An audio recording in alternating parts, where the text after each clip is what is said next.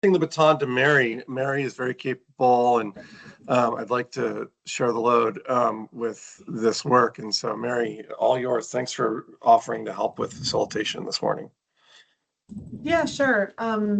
First off, I just wanted to touch on scheduling and discuss when we might want to meet next, or I don't know if we want to do some work on the outline first and then see kind of where we are. We could come back to scheduling, or we could just kind of get it out of the way. Yeah, we had talked last time, right, about meeting every 2 weeks, and I was sort of nervous to set that up because I didn't know if we wanted to just wait and see how things went, and like, if maybe we need 3 weeks between the next meeting or whatever. But if you want to just do every 2 weeks, I could set that up. And then if it's not the right timing, we could always cancel a standing meeting. And that way there's at least consistency. Because you know what to expect, but I can go either way. I personally like the bi-weekly just because for scheduling a meeting, you don't have to remember if like every third week is a little bit more challenging when you're trying to schedule other meetings. It's like, oh, is this week the meeting that I have? We can always cancel one. So my preference would just be bi-weekly. And 2 weeks from today would be right the day after the full committee meeting. So that might be good to hit it while it's fresh. Okay. Brian, any thoughts? Thumbs up from you? Yeah, every 2 weeks is good for me. Okay, perfect. I'll set that up after this meeting. Sometimes I won't be able to make it on Fridays because I know I have like some CLE trainings and stuff coming up, but I don't think you guys really need me every time. Just a heads up though. I will let you know ahead of time. Thanks, Sage. Yeah, I think I also have a recurring conflict, so I'll only be here for till 9:30, but Chris can stay the whole time. So with that, could we start at 8:30, or is that like unconscionable? Works for me. Same, I like an earlier morning. Yeah, 8:30 is good for me as well. There we go, Mary. Problem solved. Great. Okay. So every 2 weeks, 8:30 to 9:30. Great. Okay, well with that, I think we can move into looking at the outline. Chris had taken out the exercise that you did last time with the sort of pluses and minuses, or things that we're looking to include in this chapter, and formatted it into a draft outline that has some sort of broken down by what we need to be thinking about, and then some things that we would like to see, or benefits, or other things we want to include while talking about this, as well as challenges. And so at this point, I think we're, doing pretty well in moving this along, and we have this great biweekly meeting system set up. So I think we are making good progress on the draft, and we want to continue thinking about, keeping it broad, thinking about how, making sure we're including all the different elements of what could be or might be part of forming a regional utility. And we don't need to get into necessarily like super specific how the system would work, or how it might all be set up, but keeping it really broad in terms of everything that we might want to consider as a full committee. So yeah, I think we wanted to encourage continuing to think about it at that level of what do we want to bring, back to the full committee as all these different considerations. and make more specific decisions with everyone else's input. So hopefully that means we can stay creative and in a sort of brainstorming mentality while we continue to think about these different categories. Would it be helpful to sort of just refresh our memory, or have people been looking at this? We could I sort think of. this is the first time we've talked about it. I threw this together. So can I just take 20 seconds and explain my big picture thought of what I was doing here? So just, you know, the chapter is about like looking at authorities for legal authorities, models for what could serve as, starting place for developing a stormwater utility. And those are actually at the bottom of the document. Like, there's Sage helped kind of put this together, and existing statutory authorities in Vermont. And there's actually a much longer detailed outline than this that Sage has, and she's put it in the chapter folder. And I just, for ease of reading and doing the big picture stuff, I kind of have it there on the side, and we can add it in when we're ready.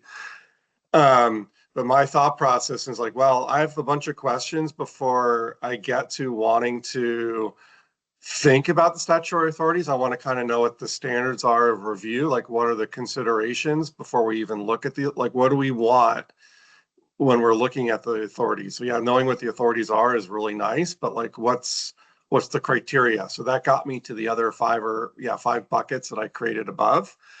And it's like, what do we need to have? What would be nice to have? What are the incentives? What are the disincentives? And I just threw spaghetti at the wall, a little bit of my own thinking and a lot of your thinking from the last session. So I took my notes from last session and I informed, I put stuff where I thought it fit under those headings. So really it's your ideas, but I want to see, do you like, even though this says an outline, I'm not really thinking of it yet as an outline. It's really just a placeholder for ideas. So I'd love to see if we're missing ideas, if you like the logic of what I've put together. Are there big buckets that I've missed? And then we can go through, as Mary was saying, we can go through and see, receive your feedback and talk about any given thing. We can rephrase stuff, go any direction you feel like you have ideas and thoughts on.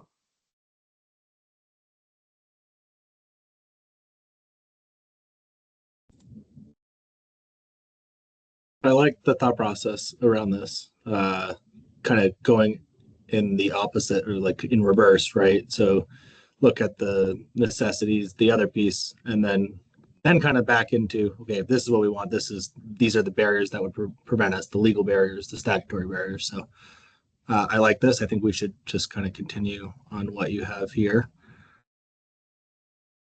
Nice. Yeah, I agree. I didn't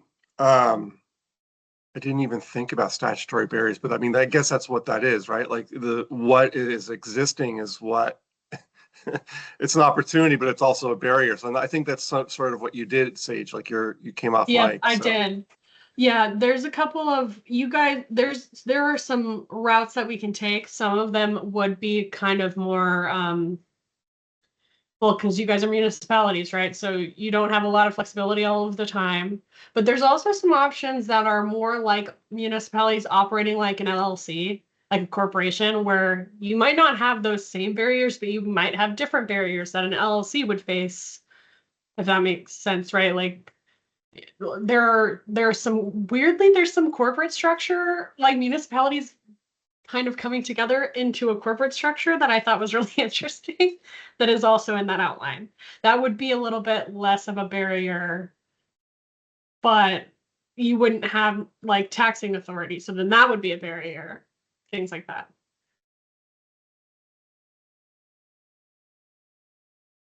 Yeah. So we could explore the pros and cons of any given model in that section of the outline. Like once we start writing it, we can say, okay, this model is good because it does have taxing authority, but it wouldn't be able to be regional. I don't know, whatever it might be.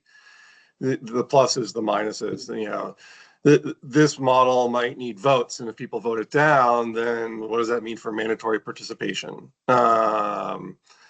Yeah, so there's different, we can highlight all of those challenges. Okay.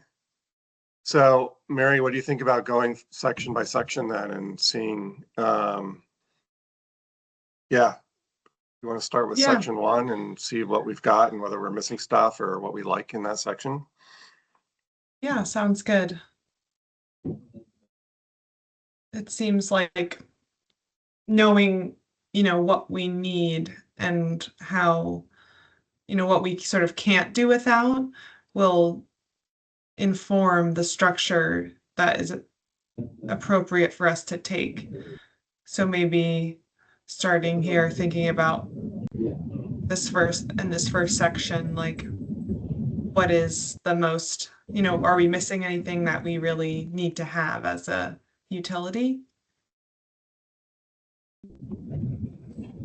Can we just look? I would like to just like look at the big bullet items so that I can get more up to speed. So 1 is the stormwater utility formation necessities. 2 is nice to have.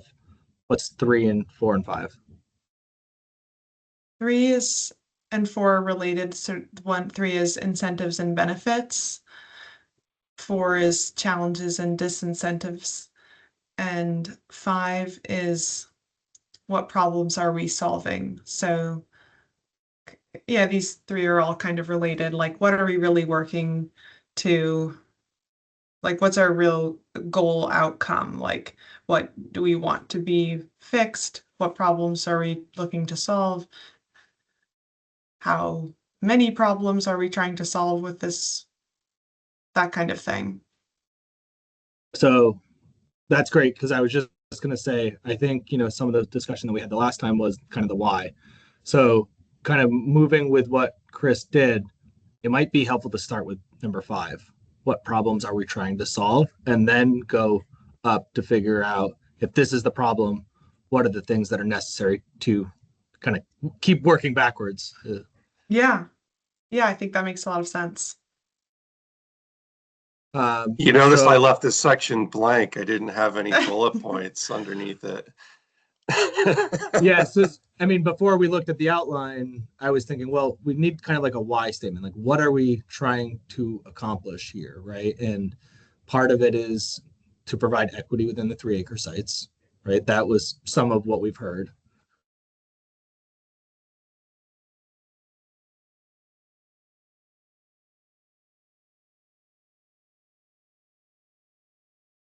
But then again, I think that there were, from places that have stormwater utilities, there are a lot other problems that could be solved with this, right? Or benefits, right? So I think the 3-acre thing was kind of the charge, right? That was the problem that we were asked to solve. How do we make this equitable for everybody, right? Yeah, I think we could also state it by saying, you know, how do we treat developed lands in an equitable way? Because historic development oftentimes is a lot of the impervious surface in a municipality, and 3-acre sites aren't necessarily a good chunk of the stormwater generation. So how does everybody in a municipality participate equally?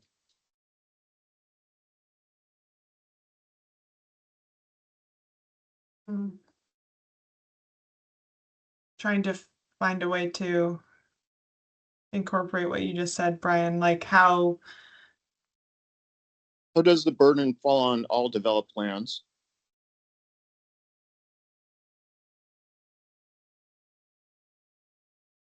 Yeah, you can also phrase that of how do you make it all in? All the developed lands are all in on this. Definitely.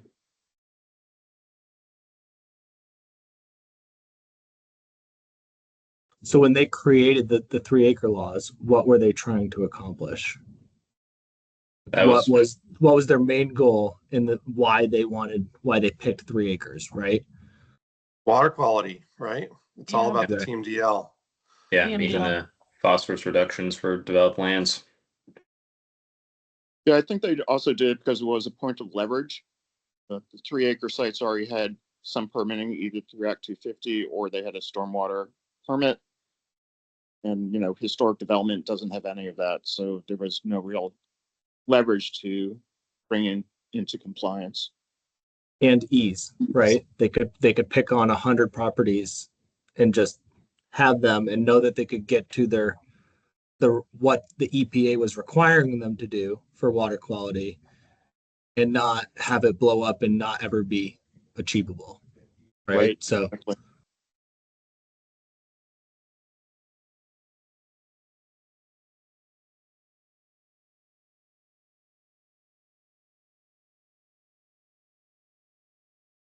Is that sort of what you were saying?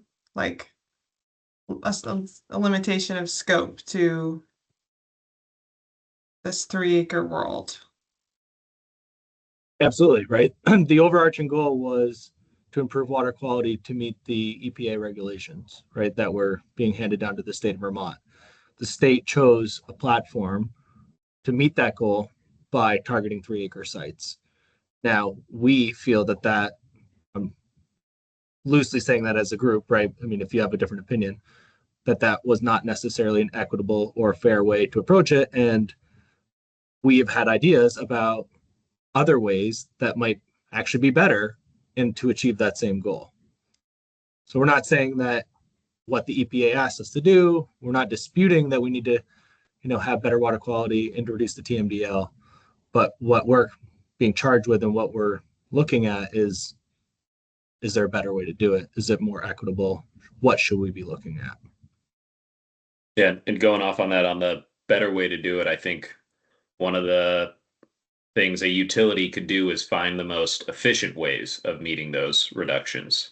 And so that's more of just putting all of Vermont's funds in the most efficient way of meeting these water quality goals. Because each one individually has to go through every permitting design process and then tell the state after spending $50,000 whether they need to do anything in the first place.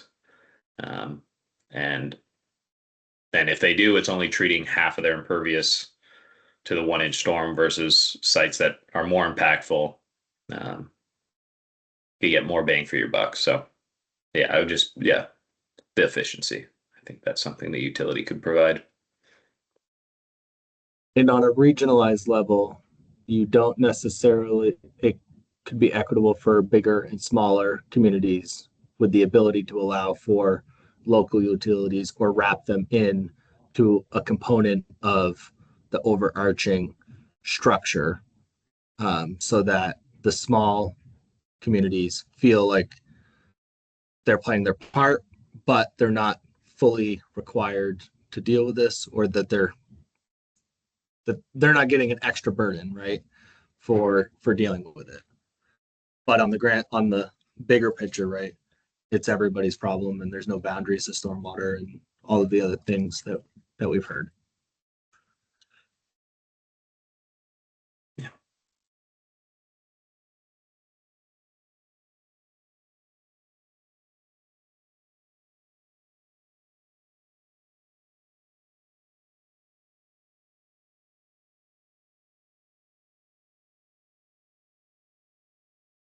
Yeah, so in having this conversation, it's also sort of informing the other sections, like what's important to have. Well, it almost sounds like you're saying it's essential to have the ability to do 3-acre work, not at a 3-acre site. It's like anywhere in the watershed. I don't know, we can discuss that, right? Like we're not going to make any conclusions today, but I guess my point is like, this document's so integrated, like a decision you make somewhere affects like another part of what we're doing. So there's a little bit of a challenge, but it's also, I don't know, it's just intellectually interesting to see the spider web of the analysis here. Feel because it's like 5 steps down the line, we're going to be now working off of whatever we talked about on this. Yeah, part. yeah. But that's the way you have to do it because it's all connected. Yeah, and you know, I think for me, let's get rid of the thought of 3 acres, right? And like, let's look at this about trying to achieve. We're not dictating how we're going to get there anymore, specifically by targeting the 3 acre sites. We are looking at this is the root problem, and these are the most effective ways to achieve that, and kind of taking that barrier of funneling them all into a 3 acre site.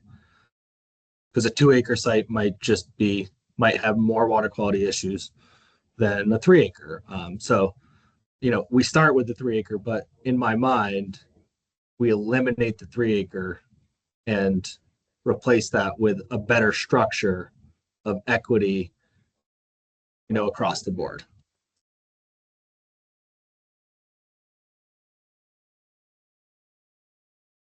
Recently, there was a conversation in the legislature about impact fees, stormwater impact fees, and I'm way out over my skis on impact fees, but one of the things that I was discovering, it's hard to, there's some subwatersheds that are impaired, and then there's some that are not, and that impairment requires, or well, it doesn't.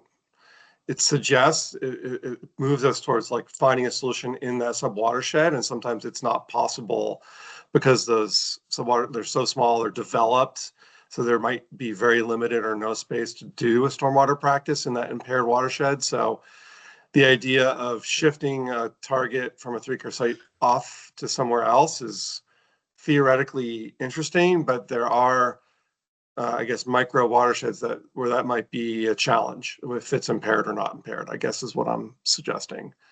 And maybe I'm saying that too strong. Maybe it's not like a hard and fast thing, but it is maybe it's just a consideration. But it's something to keep. And Shane, you're probably knowing way more about this than I do, but yeah. Well, isn't that go, Shane? Oh, I was just I would agree with you, Chris, in Shelburne, the one stormwater impaired watershed is Monroe Brook, and each 3 acre site in that watershed was also determined over 10 years ago to also be an FRP site, so a site that needed to retrofit to meet flow reduction goals. Mm-hmm. So, you know, and I hear you, Zach, and if there's a way to backtrack it, I just wonder, because it already is cast out and there's already people that have complied and there's already people that have spent a lot towards complying. And if anything, it's a way to just get people to come in. And then if the utility can decide whether to do treatment on that, whether it needs to do treatment on that site or not. But I would also, be hesitant, because some of those sites we do, you know, for water quality improvements, we do need to do treatment at. Absolutely. Those that already have, I wonder how the equality would be for those sites that have done the treatment already for the 3 acre rule.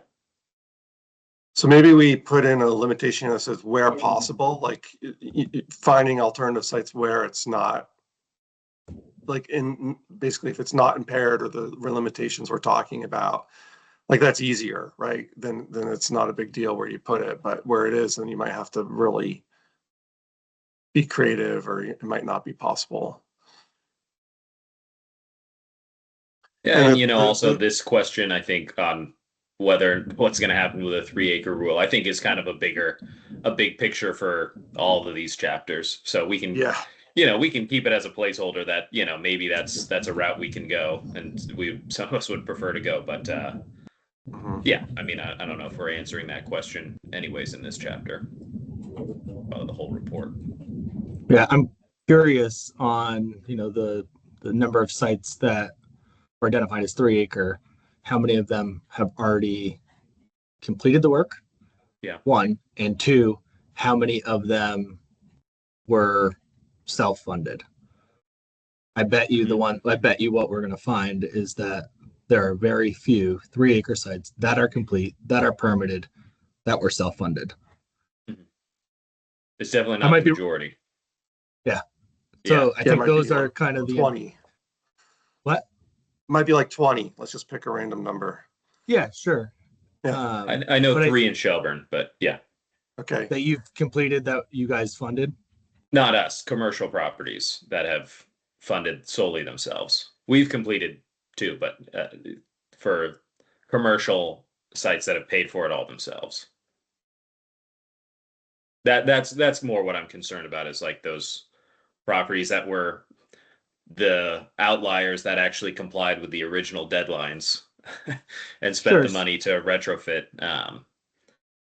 But But maybe, maybe you they know, get credited over time, right? Like, I mean, Yeah. if it's a handful and you're now casting a broader net, like I feel like you can figure out an equitable way to deal with those. yeah, that's true. That's true. Yeah, I think that's something you can actually address in the fee structure. Some of the formation structures that I had put into the outline, I specifically tried to look for options that would enable some of the utilities to be able to use the fund. I tried to find them. There's a handful of options there, but maybe we could ask for a legislative change to enable that as well. I mean, that's an option, I think, to help.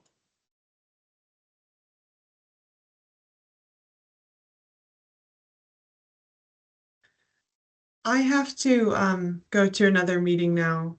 So Chris, I'll stop sharing, and I think you're in Yeah. documents. So Thank you, Mary, and we can have you for an hour in our future meeting series. So thanks for facilitating and taking notes. yeah, I'll see you in 2 weeks.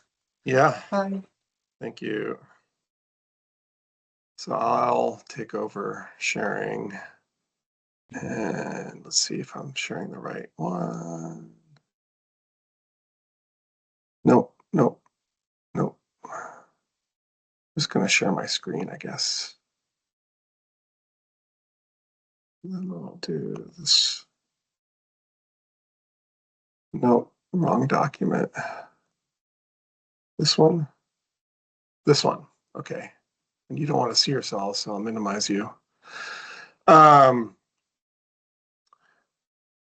Some folks have said, this is a good starting point. I was thinking about 3-acre inequity as the first thing, and water quality. One thing I was thinking about in addition to this is MS4 and MRGP and maintenance. And that's definitely, I'm channeling Senator Harrison and her thoughts on that. Again, I can't see you, so you'll have to speak up. Would it be appropriate to add anything on those topics? As I mean, problems we're solving? Go ahead. I think it goes to the overall like strategy of how we're gonna meet the water quality needs, right? For Lake Champlain, and what the role of the MRGP and the MS4s are already doing to meet that, right?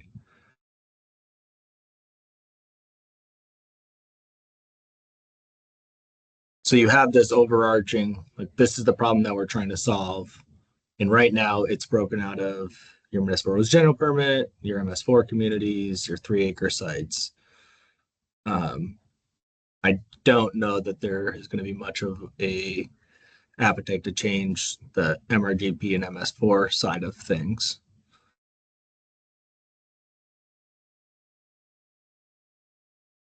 But understanding why we're doing them anyway.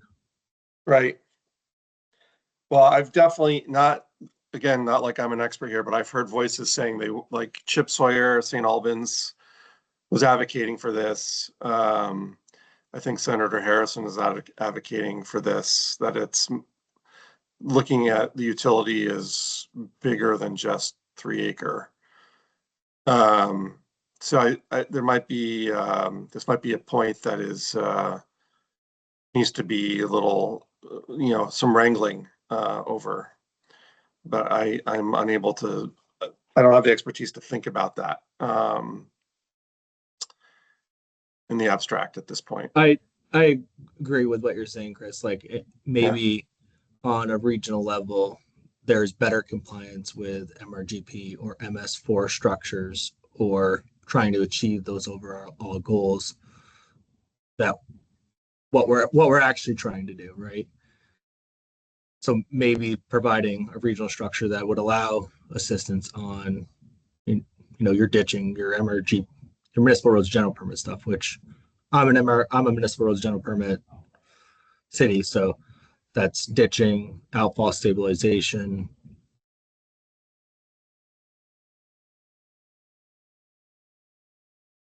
I will say that I don't know on an annual basis who is utilizing all of their, we in Montpelier get allocated $25,000.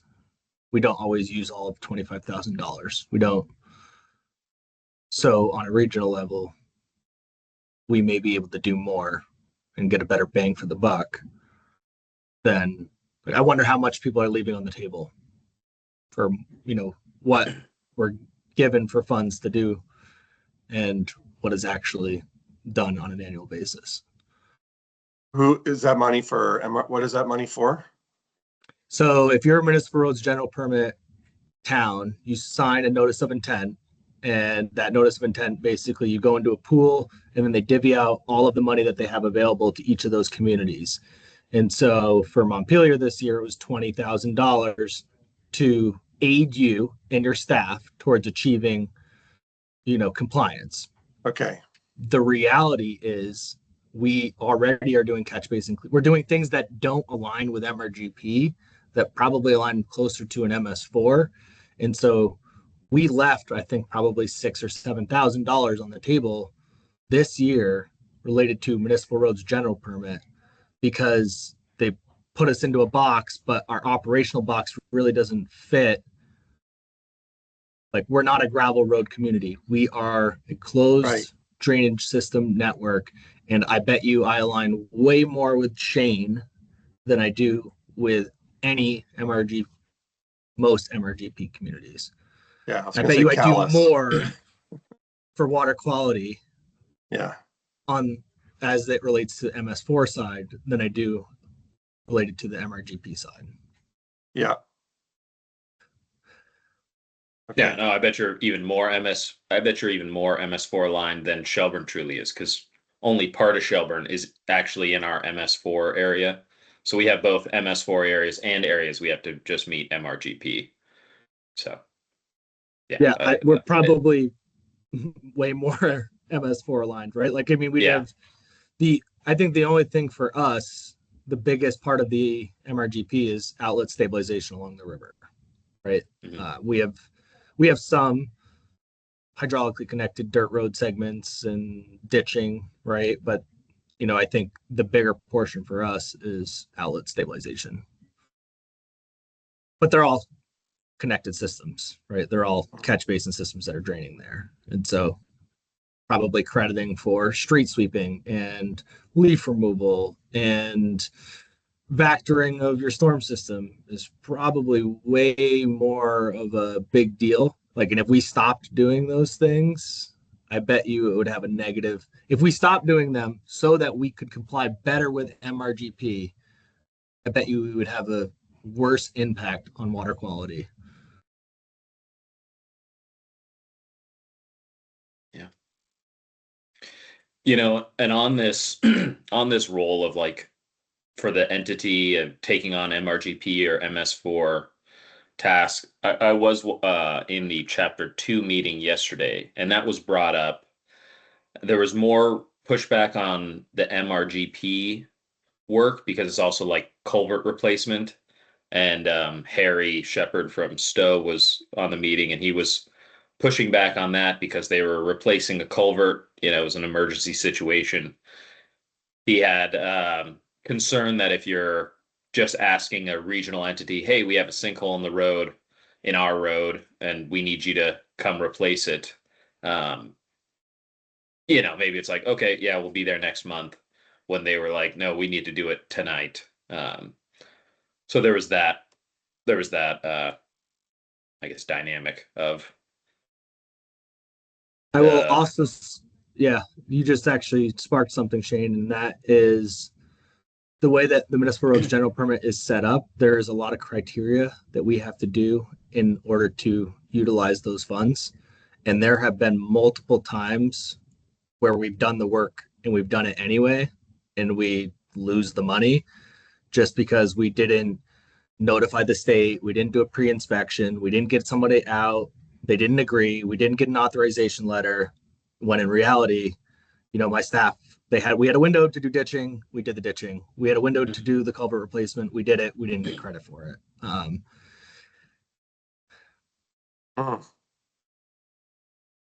That's rough. It is, and it's just if you look back and before these regulations were in place, we were doing them anyway, right? We were ditching, so we try to utilize, we try to maximize the money, we try not to leave anything on the table, but at the end of the day, I'm not going to tell if my crews know that that's something that we need to do, and tomorrow is the day that they have to do it, I'm generally not going to tell them to stop and change plans and say, oh, nope, I haven't received, an authorization letter yet. Because we're allowed to do the work. It's just, we may not get paid for it.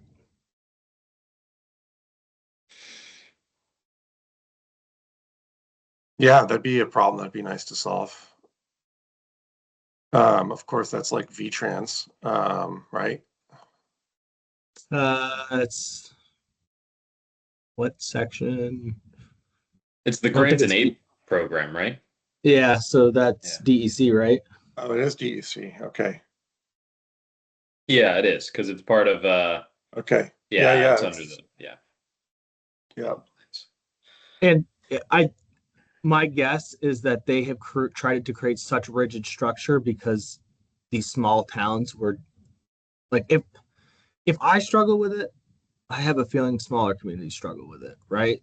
So they've tried to create so much structure so that people comply and that they're getting their pre-photos and that they're not trying to make excuses or come in and say, well, we did this, but we didn't take a pre-photo or we didn't have an authorization. They've tried to make it so rigid in sequence that there's like clear expectations, but they're also always asking on the last day of the year for people to submit their stuff. And it just,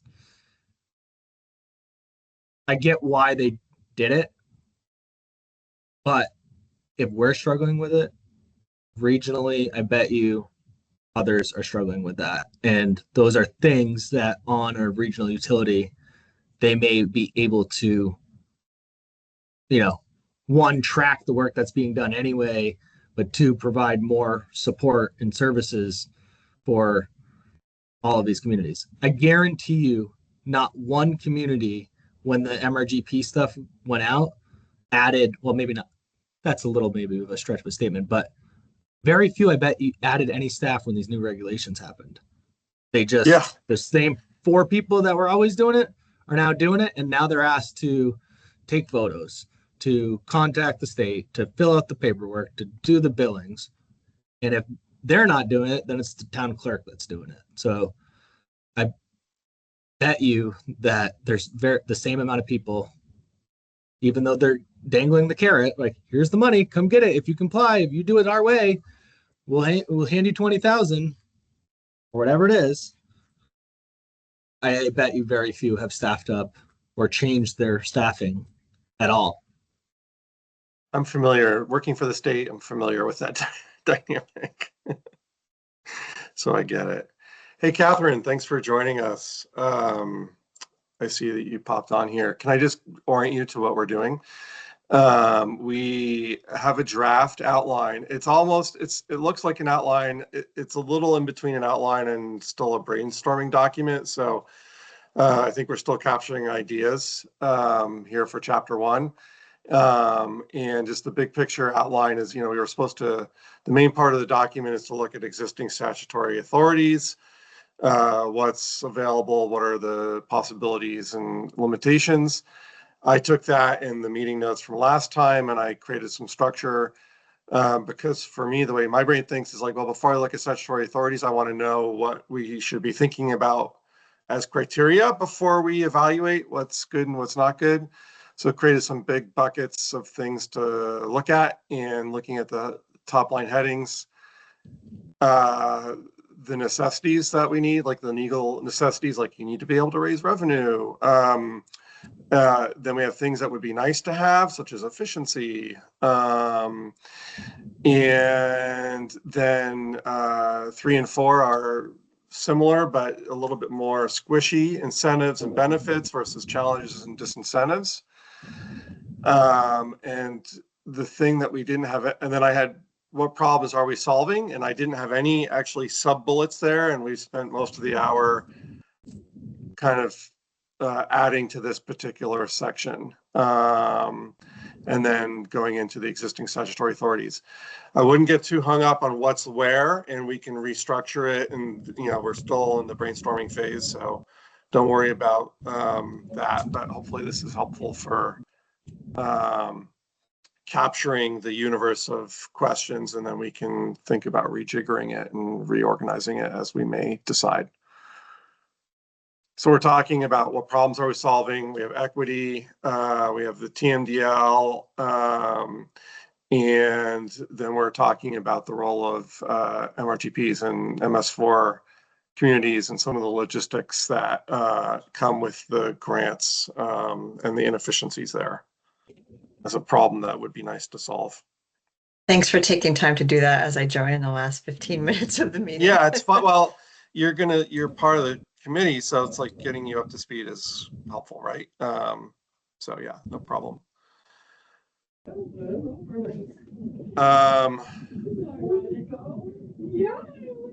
Yeah, I don't know.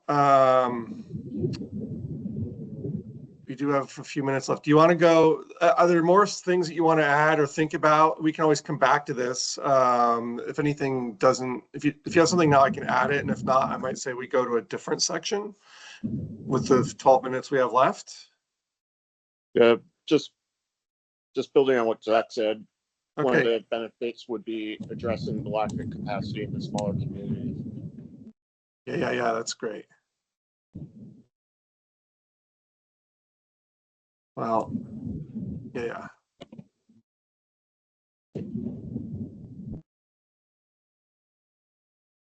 Yep.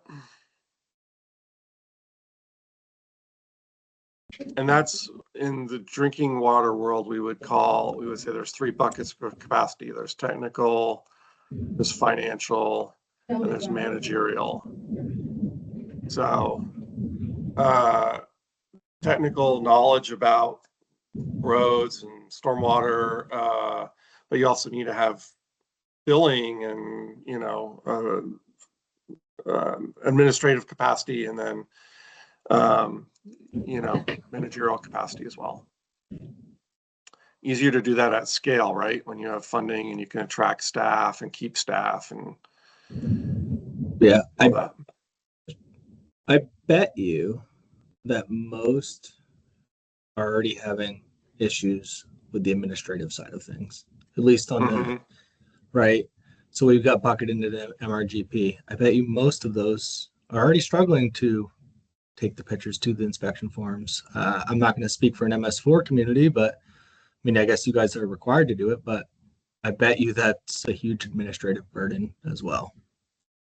So regionalization. Yeah, sorry. Yeah, I would agree with that. I think that when the grants and aid program and the MRGP was first set up, the RPCs were provided funding to actually do that work on behalf of the municipalities. And then that went away. And I think that left a big hole.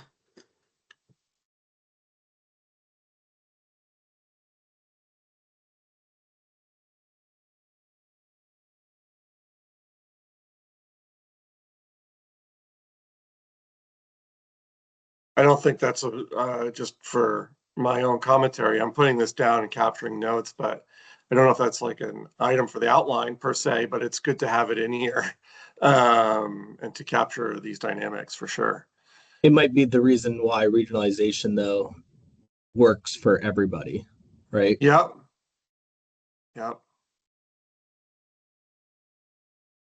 And it could also be the reason why regionalization is more expensive, because those are resources that are currently not being spent because maybe some of this work isn't being done to the full extent that it would be done if it was done on a regional scale. And there were staffing dedicated to it. So it's like the balance of the two. Yeah, you jumped on a little bit late, but as I was saying, like we've left money on the table on the municipal roads general permit side, granting aids because we have been unable to administratively meet the requirements, even when we were doing the work. Which is really frustrating. Yeah, it's inefficient, right? Like think about you having extra money and another community not having the money and needing it.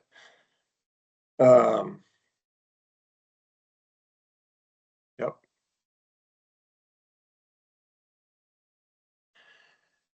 Any other big picture bullets here for what problems are we solving? There's likely to be more content later, but I'm thinking we can come back to this. This isn't, you know. Brian, did you go off mute? Were you about to say something? Yeah, I think, for Brattleboro, we're looking at a utility, so we actually have capital planning and start doing investments. So yeah, I think long-term planning is part of one goal of a utility. Absolutely. I think that's, part of like, okay, everybody's trying to meet the water quality needs. That's part of the 3 acre, but when you're looking at regional versus local utilities, like there's reasons why you're doing it on a local level. And for us, I think we're very much aligned with you. It's for infrastructure improvement and, aging infrastructure. We have not replaced the culverts the way that we've needed to. We don't have funding. It competes with the general fund. And until we get a utility, I don't know that we will ever have enough money. That's on the local level. On the regional level, it would be really to meet the water quality goals and to comply with 3 acre and other things.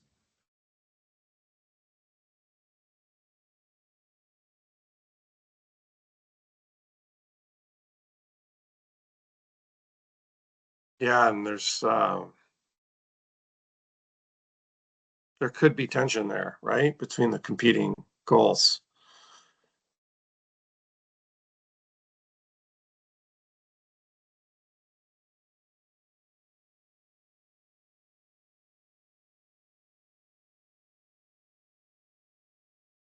Complicated.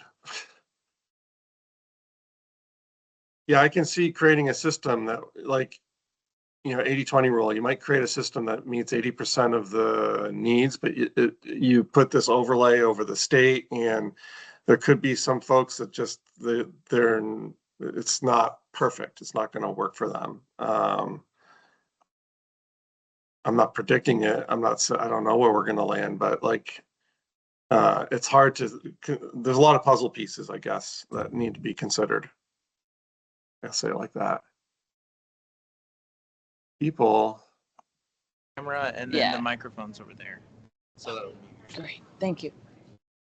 Hello, Senator Harrison. You popped in right with 5 minutes left to go. It's good to see you. Since we have 5 minutes, I think it might be good. I can get you quickly up to speed, Senator Harrison, but we did discuss at the top of the meeting that there is a desire to set a recurring schedule every 2 weeks. And so I'm going to do that right in 5 minutes. I'm going to send out a calendar invite for this group. 6 months of meetings every 2 weeks, Friday morning. And people seem to be available 8:30 to 9:30. I don't know, Catherine, if that's a good time generally. It seemed to work for most of the group here. And I understand sometimes we may just cancel it, and sometimes we might have one person or another person not available, and that's fine. And yeah, we do have this chapter 1 agreement. It's not an agreement. Chapter 1 outline. It's really very much in the creative idea phase to help us organize things. So I'm not too worried about its structure or outline or exactly what it's saying. I'm really more interested in capturing ideas and important facts. And then once we have all those things, then we can come back and look at the structure and putting what where, because the things we're talking about now are under the outline of things we're trying to solve, but it also kind of fits under, some of these things fit under incentives or disincentives, and we can make some decisions on how, as now when we become authors, where we want to put it. So I don't know if there's any right way to do it. We'll just have to make some decisions. But yeah, so hopefully, I think you do all have access to this document. So if Senator Harris, I know you're jumping in late, and Catherine, you jumped in a little late. Please do take a look at what's been put together, and with 3 minutes left, I'll say, are there any questions that you'd like me to answer before we hop off on where we're at? I think for next time, we've only really spent time on the item number 5, which is what are we solving for? And we could, in the 2 weeks from now, spend time on buckets 1, 2, 3, and 4, and look at the items there and see if we need to add to it or change anything. Can I say one thing real quick? Of course, yeah. Yeah, I'm sorry to, well, I'm glad I can be here for even just this, and I'm glad there's a really good turnout.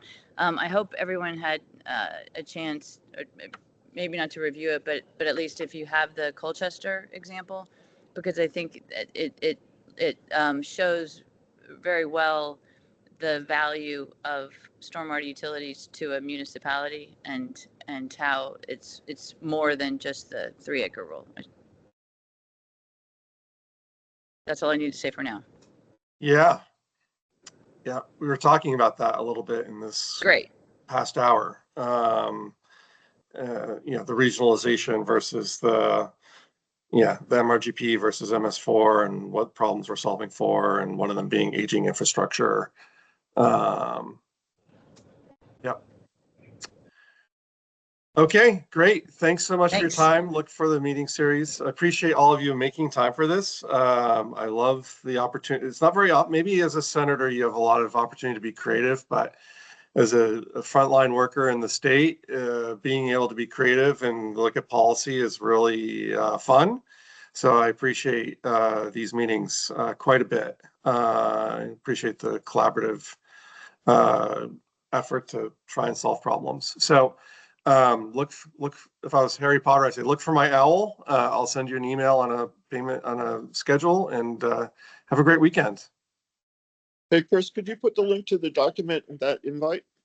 Yeah, I will put the document actually also in the chapter 1 folder for folks, but I'll also send it out. I think I sent it out, but someone said they had a hard time accessing it. So I'll make sure I have the right, access, and I'll get it to you. All right. Thank you. Bye-bye.